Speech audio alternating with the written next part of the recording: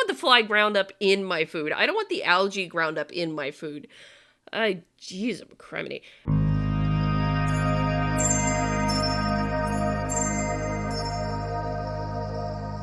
Hello again. I'm back, and we're going to have another bit of strange science. But before we get started into that, just want to remind you about SciWorthy on Locals.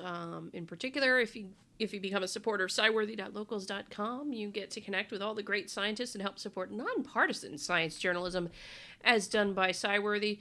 Of course, you can just become a member on Locals and just kind of lurk for free, but your support gets you access to things like the SciWorthy conversations that go on between myself and Gina, alongside of a few other things that are just for SciWorthy supporters. But you also get to interact with scientists and science enthusiasts from all over the place, just to have some fun talking about science without some of the craziness that you'd get on Twitter or Facebook or any of that jazz.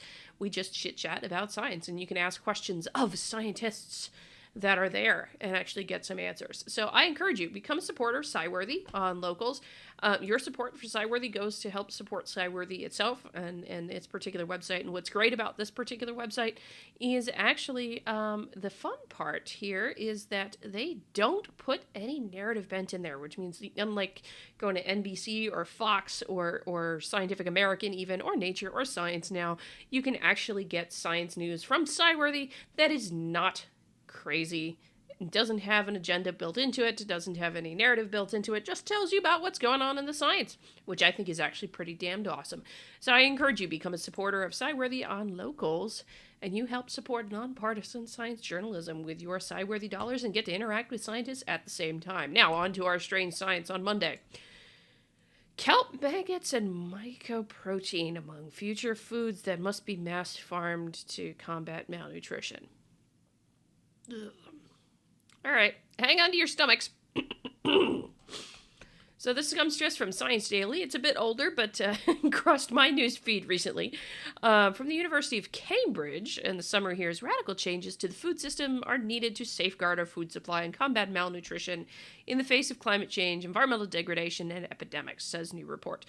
Okay, so in fairness, the issues with environmental degradation, epidemics, climate change, and stuff with the food supply, it is actually a huge concern of a problem because of the growing population of planet Earth, for one thing, and how do you get food to everybody and make sure everybody lives and thrives and all that good jazz, and that is very difficult, and we already have very many parts of the world that do suffer from a tremendous amount of malnutrition. So yeah, that part, totally on board with. Kelp, maggots, and mycoprotein. Hope you haven't had lunch or dinner or breakfast when you're reading this. Let's see. Researchers at the University of Cambridge say our future global food supply cannot be safeguarded by traditional approaches to improving food production. They suggest state-of-the-art controlled environment systems producing novel foods should be integrated into the food system to reduce vulnerability to environmental changes, pests, and diseases. The report is published today in the journal Nature Food. The researchers say that global malnutrition could be eradicated by farming foods such as spirulina, chlorella, larvae of insects such as the housefly. Oh my god, that's disgusting. Ugh. Mycoprotein, protein derived from fungi. Ugh. And macroalgae such as sugar kelp. These foods have already attracted interest as nutritious and more sustainable alternatives to traditional plant and animal-based foods. The production of these eating bugs and kelp and fungus, that's not future foods. That is not future foods to me. No, I'm sorry, that is not future food. That's disgusting food. The production of these future foods, I'm just using their words here, could change the way food systems operate, and they can be grown at scale in modular compact systems suitable for urban settings as well as isolated communities such as those on remote islands. In an approach that researchers call polycentric food networks, food could be produced locally and consistently by communities, reducing reliance on global supply chains. Okay. Whatever just happened to shop local and buy local? Since when do you need flies? I literally just got back from vacation. I had a couple of videos for y'all last week as I pre-recorded those, but I literally just got back from vacation. in South Dakota, and almost everything I had was produced locally. And none of it was flies. None of it was fungus. Whatever happened to buy local, support local? You know? I'm happy to do that. I try to do that whenever I can. And I don't have to eat flies while doing it. Sorry. No thank you for the flies. Ay, ay, ay.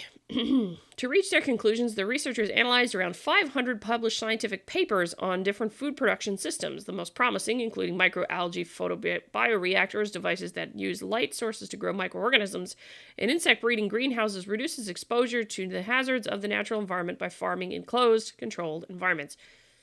It's not farming, really. I don't think. I don't know. I don't think you can technically call that farming. When it's not really outdoors. Anyway, that's a random tangent.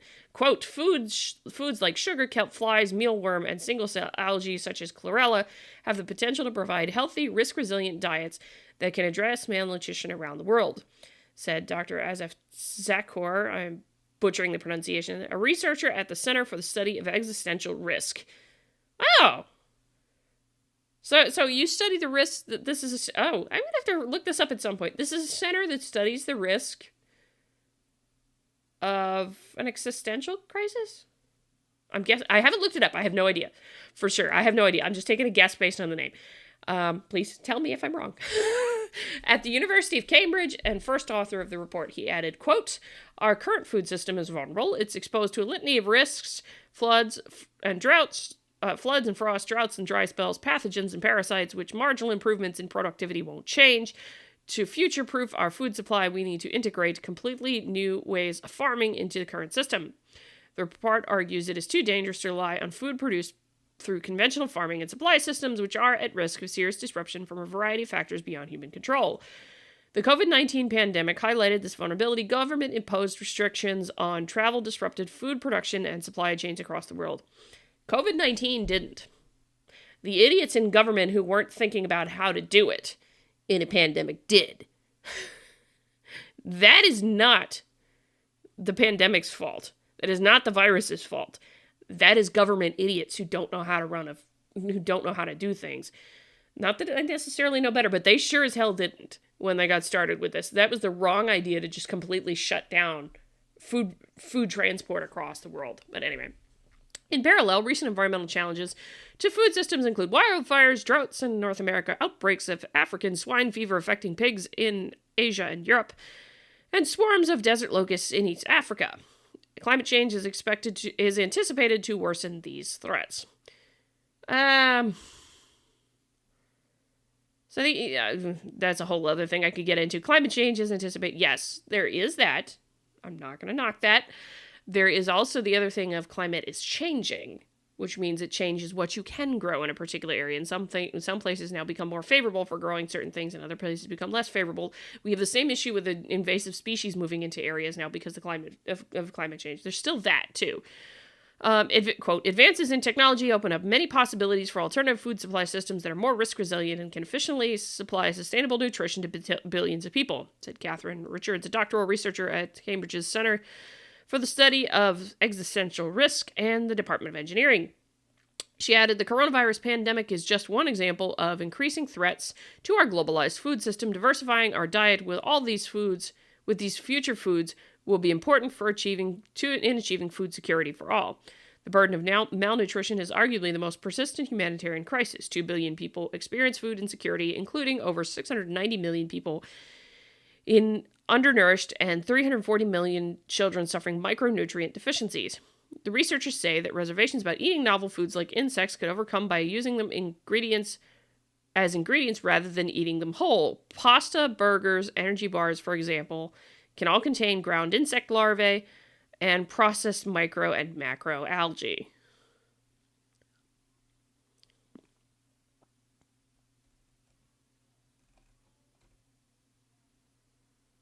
I don't know what to say there. I got a problem with a fly being on my food. Usually.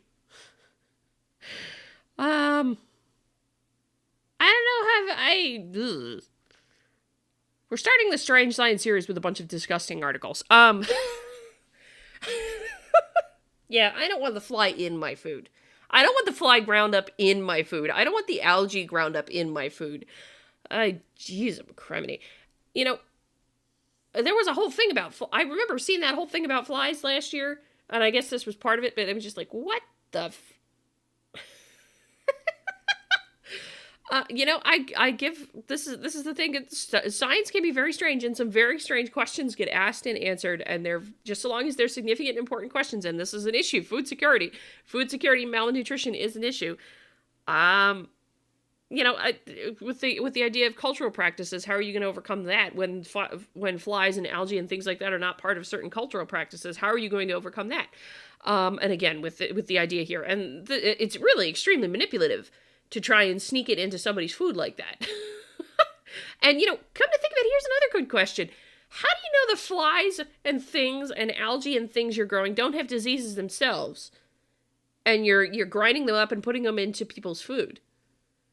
I would hope, with genetics and what have you, that we could figure out a way to grow and farm such things and not have them have diseases.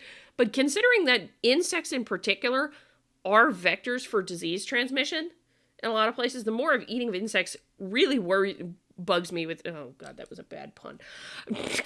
It bugs me. It really is disgusting to me as an idea that we may have flies ground up and put into food. Can we have some more creative ideas? Like, I'm not worried about genetically modified foods myself, actually. I think that's okay. I don't think I'm too worried about that unless somebody gets really manipulative in there. And I wonder how they're going to overcome like cultural practices, cultural norms, and things like that, because this is written for a very, very American and European kind of thing. When we're talking about pasta, burgers, energy bars, micro and macro algae, and things like that. You're not talking about the rest of those island nations that you mentioned earlier up there, with those kinds of things. And that's, yeah, no, I'm sorry. An insect isn't a novel food, and it isn't a future food. It's a disgusting food. And while I applaud the researchers for doing it, doesn't mean you're going to get me to eat it. Alright, that's it. Short video, and you're welcome to your Strange Science on a Monday. I hope you enjoyed a good laugh, and I hope you're not too disgusted. If you like this video, please hit the like button on the way out the door, comment on the video, share the video, subscribe to the channel, all that good jazz, and don't forget to become a supporter of SciWorthy on Locals, SciWorthy.locals.com, SciWorthy.locals.com. Until next time, I hope you've settled your stomach, and I hope you stay curious.